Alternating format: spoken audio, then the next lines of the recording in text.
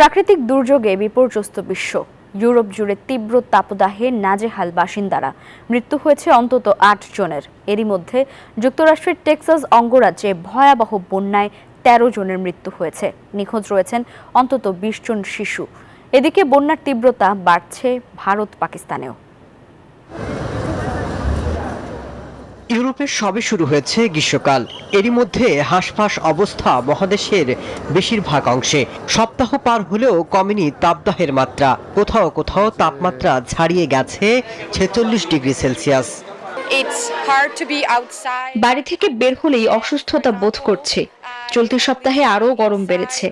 এটা অব্যাহত থাকলে বাড়িতেই বসে থাকতে হতে পারে। চলতি বছর বৈশ্বিক উষ্ণতার রেকর্ড ছাড়াতে পারে। এরই মধ্যে ইউরোপের একাধিক দেশ পুড়ছে দাবানলের আগুনে। অসহনীয় গরমে মৃত্যুর পাশাপাশি হাসপাতালগুলোতে বাড়ছে রোগীর সংখ্যা। শুক্রবার হঠাৎ করে যুক্তরাষ্ট্রের টেক্সাসে ভারী বৃষ্টিপাত শুরু হয়।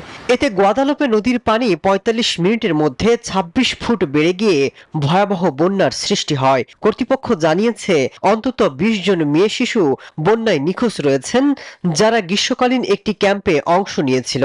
এরই মধ্যে বন্যা কবলিত এলাকাগুলোতে বড় পরিসরে উদ্ধার অভিযান চালানো হচ্ছে। বান্ডেল থাকলে প্রতি সেনমানিতে টাকা বাঁচবে। বিকাশ সেনমানি বান্ডেল কিনে জিতুন প্রতি লেনদেনে।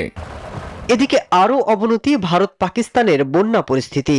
নিহতের সংখ্যা ১৫০ শতাধিক ছাড়িয়েছে। ভারতের হিমাচলে চলতি সপ্তাহে আরও বৃষ্টিপাতের শঙ্কা রয়েছে। এদিকে ভয়াবহ অবস্থা পাকিস্তানের খাইবার পাখতুনখোয়ার বন্যা পরিস্থিতি। বাড়ছে হতাহতের সংখ্যা। মাসুদ রানা, নিউজ 24।